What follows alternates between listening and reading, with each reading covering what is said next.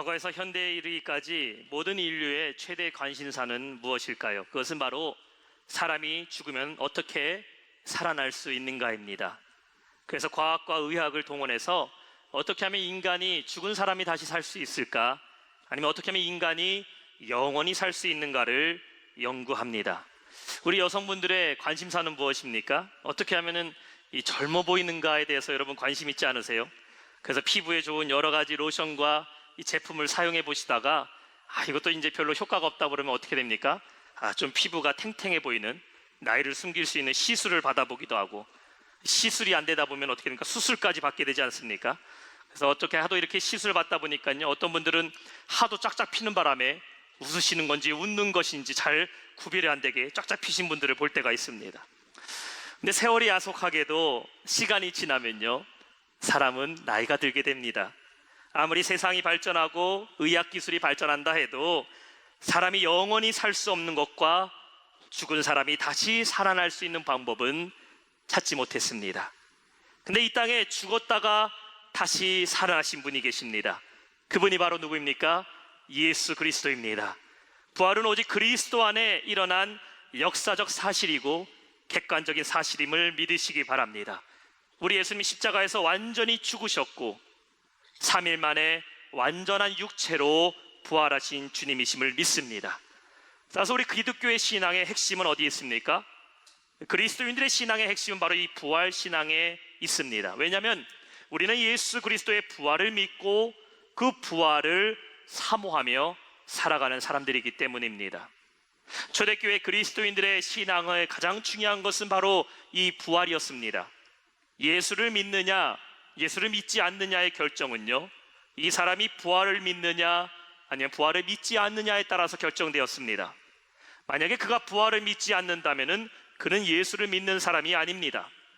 그러나 그가 예수님의 부활을 믿고 온전히 증거하며 살아가는 사람이 진짜 그리스도인이었습니다.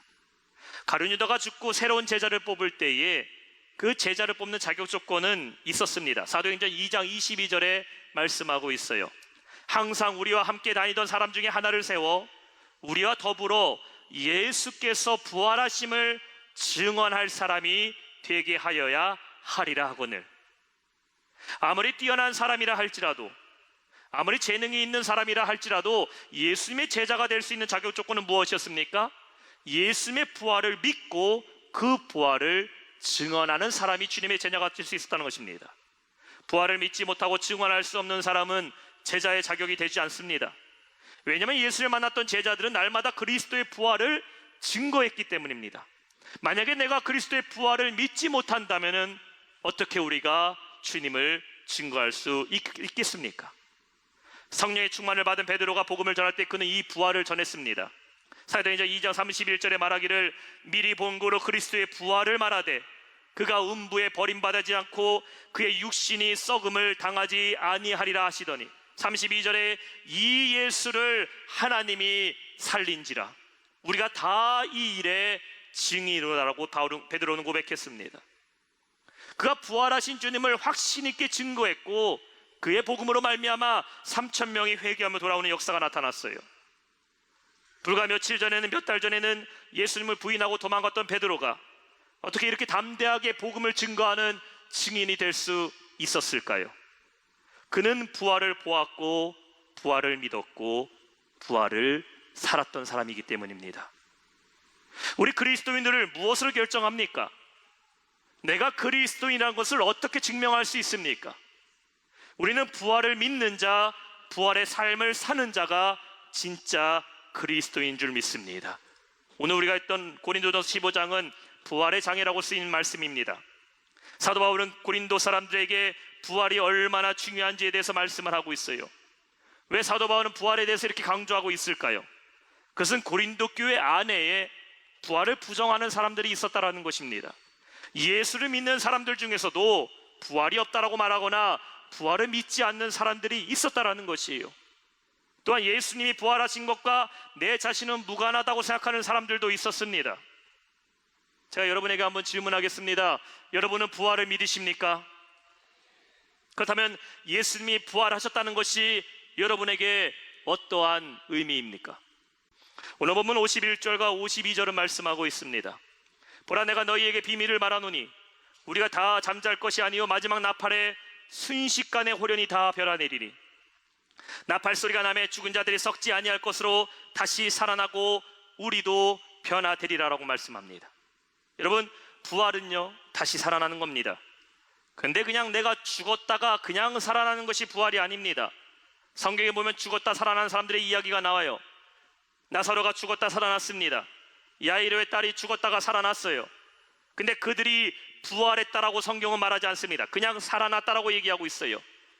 왜냐하면 그 나사로와 야이로의 딸은 지금도 살아있지 않기 때문입니다. 그들은 시간이 지난 뒤에 훗날 나사로도 야이로의 딸도 결국 다 죽었습니다.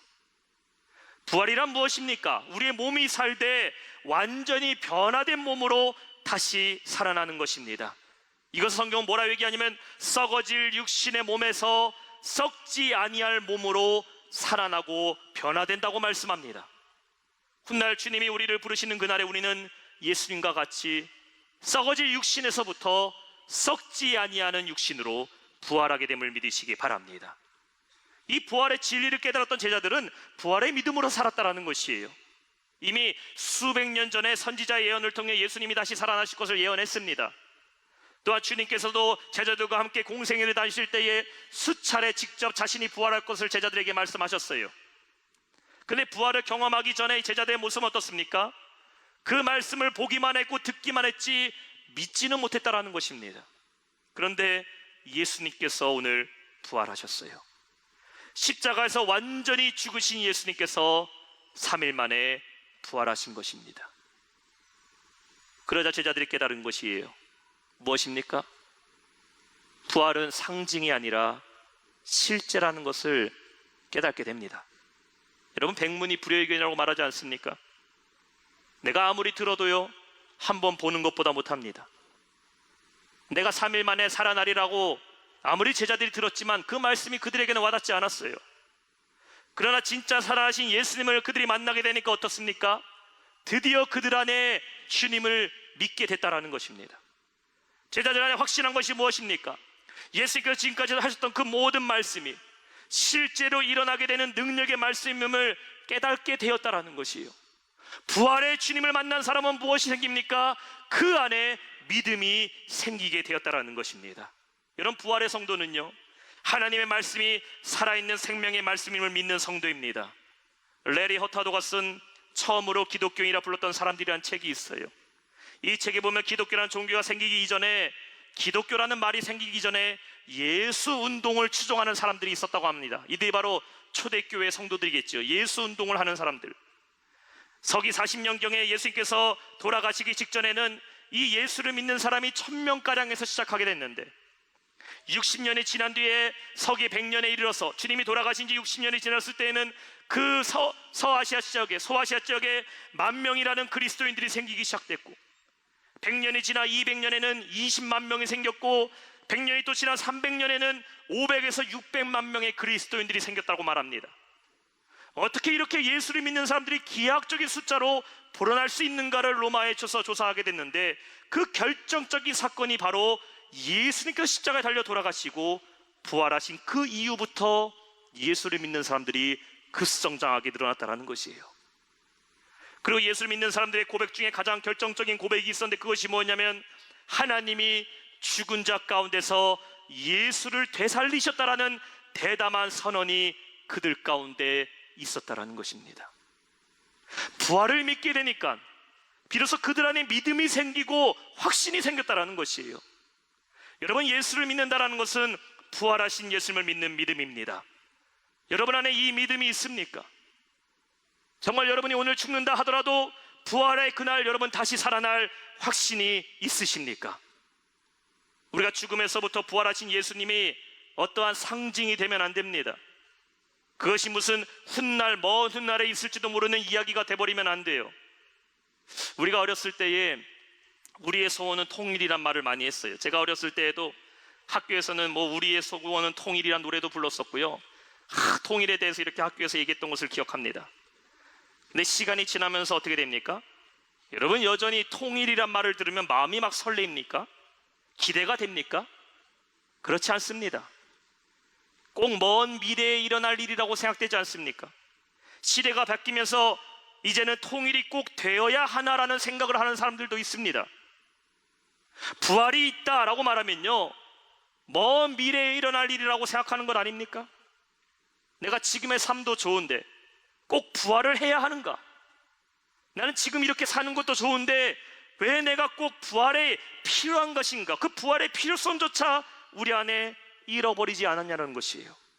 그러니 십자가를 봐도 내 안에 감동이 없고 부활이란 말이 들어도 감동이 사라진 것입니다. 권영경 교수는 부활이 복음이라는 글에서 이렇게 썼어요. 오늘날 그리스도인들이 생각하는 부활이 뭐냐? 부활은 우리의 복음의 이해 속에서나 교회의 삶 속에서 딱히 설 자리를 찾지 못해 서성거리는 서먹서먹한 손님으로 남아있다고 표현합니다. 성탄절에 사람들이 열광합니다. 크리스마스가 되면은 성탄절 메리 크리스마스라고 성탄절을 기대하고 성탄절을 찬양합니다. 고난주간에는 십자가만을 묵상하고 있어요. 십자가를 보니까 내 안에 슬픔이 찾아오고 십자가를 보니까 그리스도의 고난이 내 안에 다가옵니다. 그런데 여러분, 오늘 이 부활주일 예배를 얼마나 준비하셨습니까?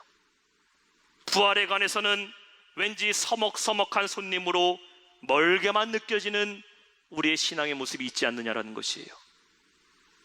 그러나 부활의 주님을 만났던 사도들과 그 부활의 복음을 들었던 초대교인들의 삶에는요, 부활이 손님이 아니라 부활이 그들의 삶의 중심이었고 부활이 그들의 삶을 변화시키고 엄청난 영향력을 끼쳤음을 믿으시기 바랍니다. 사도 바울은 고린도전서 15장 19절에 말씀하고 있어요. 만약 그리스도 안에서 우리가 바라보는 것이 다만 이 세상에 살 뿐이면 모든 사람 가운데 우리가 더욱 불쌍한 자라고 말했습니다. 이 무슨 말입니까? 만약에 그리스도의 부활이 없다면은 여기 앉아있는 우리는 이 세상에서 가장 불쌍한 사람이라는 것이에요. 왜 그렇습니까? 우리의 모든 노력과 수고는 결국 썩어질 것으로 끝나기 때문입니다. 그러나 부활을 믿는 제자들은 어떠한 삶을 살았어요? 그들은 끝까지 부활을 믿으며 자신의 목숨을 내놓을 때까지 그 부활의 신앙을 지키며 살았다는 것이에요. 전승에 의하면 베드로는 안디옥과 서아시아에서 복음을 전하다가 거꾸로 십자가에 달려 순교했습니다. 예수의 제자 안드레는 그리스에서 복음을 전하다가 X자로 십자가에 처형에 당해서 순교했어요. 야고보는 헤롯 왕에게 목이 잘려 칼로 순교를 당합니다. 요한은 반모섬으로 쫓겨나서 그곳에서 요한계시록과 요한복음을 쓰고 홀로 살다 외롭게 죽음을 당합니다. 빌립은 터키에서 복음을 전하다가 십자가형의 순교를 당했어요. 바돌로메는 살가죽이 벗겨지고 십자가에 못 박혀 순교했습니다. 도마는 인도에서 복음을 전하다가 창에 찔려 순교했어요. 마태는 에티오피아에서 복음을 전하다가 목베임을 당해 순교했습니다. 야고보는 복음을 전하다가 돌에 맞아 순교했어요. 시몬은 페르시아에서 복음을 전하다가 몸이 잘리면서 순교를 당했습니다. 마띠아는 터키 갑바도기아에서 복음을 전하다가 그곳에서 순교당하게 됩니다. 어떻게 그들이 복음을 전하다가 목숨까지 바치는 순교를 할 수 있었을까요? 인간의 힘으로 불가능합니다. 사람의 지성과 이성적인 판단으로는 내 목숨까지 내놓을 정도로 죽음을 두려워할 수가 없습니다. 인간의 의지로는 불가능해요. 하지만 그들은 부활을 믿었고 부활을 살았던 사람이기 때문입니다. 여러분, 우리의 삶은 이 땅에서 끝나는 것이 아닙니다. 우리는 반드시 다시 살아나는 부활의 삶이 있음을 믿으시기 바랍니다. 그렇다면 부활을 살아가는 성도에게 필요한 두 번째는 무엇일까요? 변화된 삶을 사는 성도가 되어야 된다는 것입니다. 여러분, 부활 신앙이 없으면요, 우리는 그저 교리만 믿는 사람이 됩니다. 예수를 믿는다고 여러분 교회에 나오지만 내가 부활하신 주님을 믿지 않는다면 예수를 믿는 것이 아니라 교회를 믿는 사람이 됩니다. 내가 종교는 기독교인인데 부활하신 예수를 믿지 않고 라고 있다면 기독교라는 종교만을 믿는 사람이 됩니다. 성경의 지식은 내 안에 가득하고 교리적인 것과 교회의 역사와 전통과 종교적인 언어들은 내 안에 가득하지만 부활하시고 살아계신 예수님이 그 삶 가운데 전혀 역사하지 않는 사람은 그저 종교인으로 전락하게 된다는 것이에요. 부활하신 예수님이요, 곧장 하늘로 승천하시지 않았습니다. 예수님은 부활하신 다음에 어떻게 하십니까? 제자들을 찾아가셨고 그들을 만나셨어요. 부활하신 예수님은 제자들의 삶 속에 들어가셔서 40일 동안 그들과 함께 먹고 주무시고 생활하셨습니다. 여러분 한번 생각해 보세요. 예수님이 이 땅에서 그렇게 고생하시면서 십자가를 지셨는데, 부활하신 주님은 바로 하늘로 올라가서 쉬시면 되는데 왜 주님께서는 여전히 이 세상 가운데 남으셔서 제자들과 함께 다니시면서 무엇을 보여주시고자 하신 것입니까? 부활하신 예수님은 부활로 끝난 것이 아니라 그들의 삶 속에서 여전히 살아계신 주님이라는 것을 보여주기 위함이라는 것입니다. 믿음이 없는 도마에게 찾아가신 부활하신 주님은 구멍난 손과 구멍난 발을 보여주시면서 내가 너를 위해 십자가에 달려 죽으셨다라는 것을 보여주셨어요.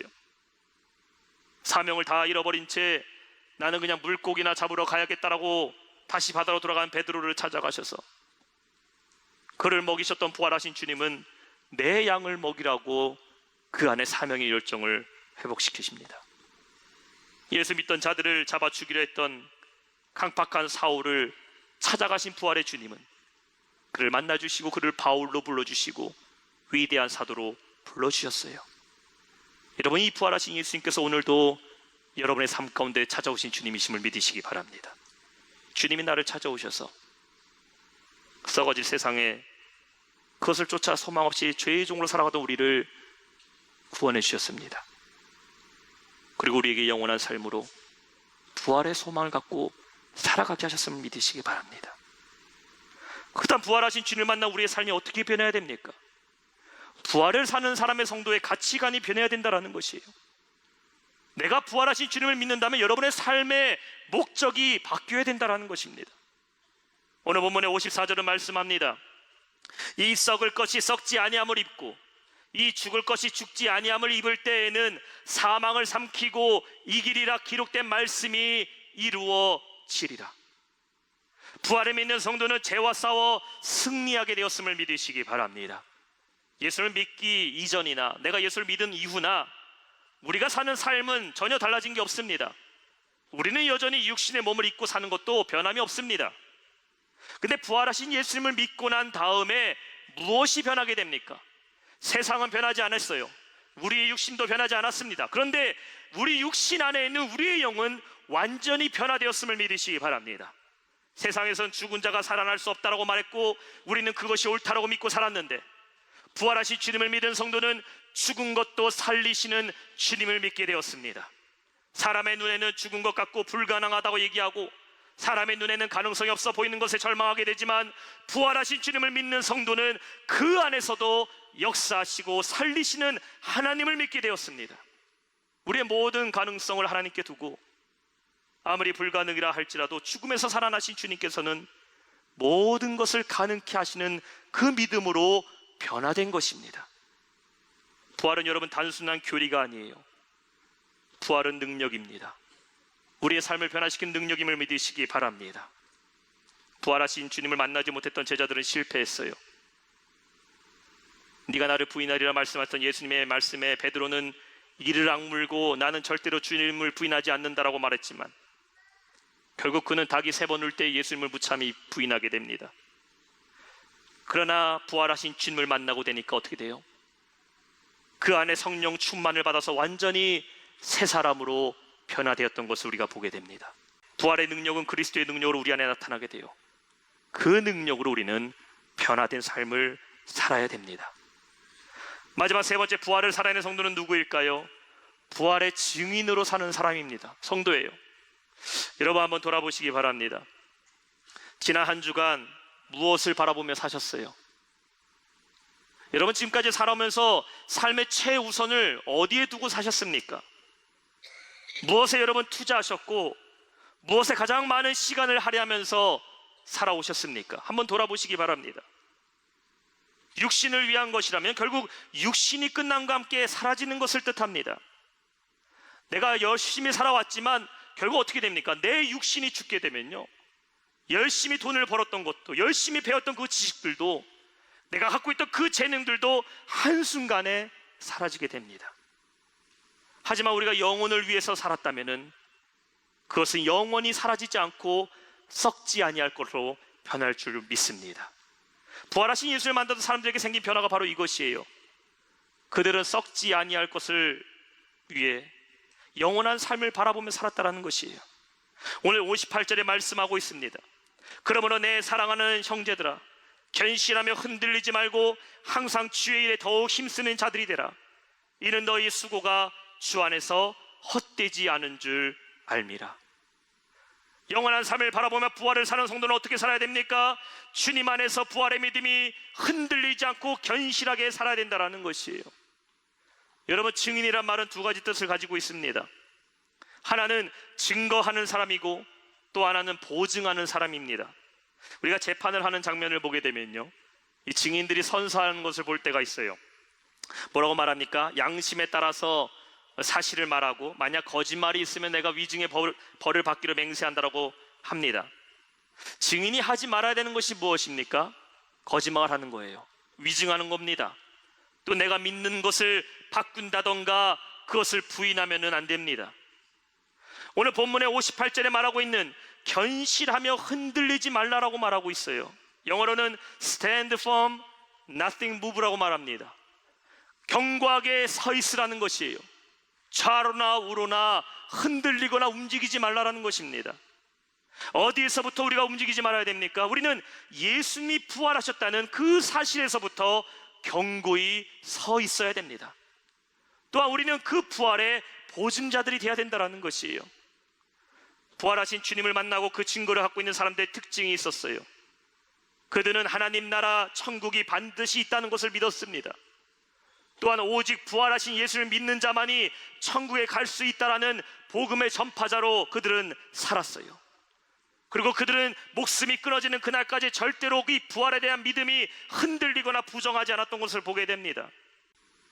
저와 여러분은 부활의 증인들입니다. 여러분을 통해서 세상은 부활의 주님을 만나게 될 것입니다.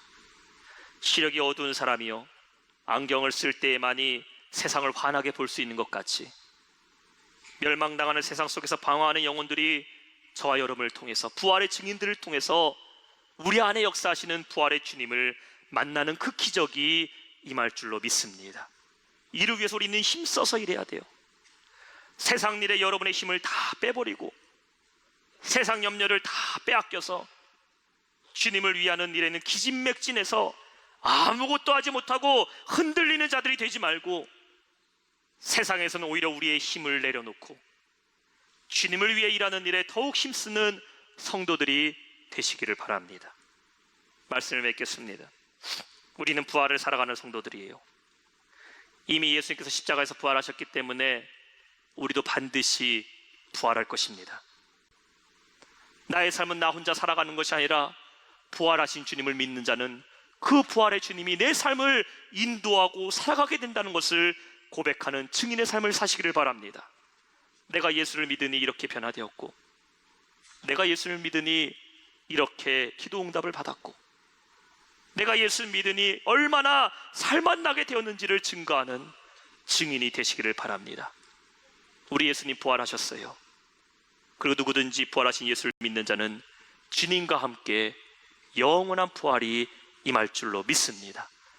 이 부활의 증인으로 살아가시는 우리 모든 성도들 되시기를 주님의 이름으로 축원합니다.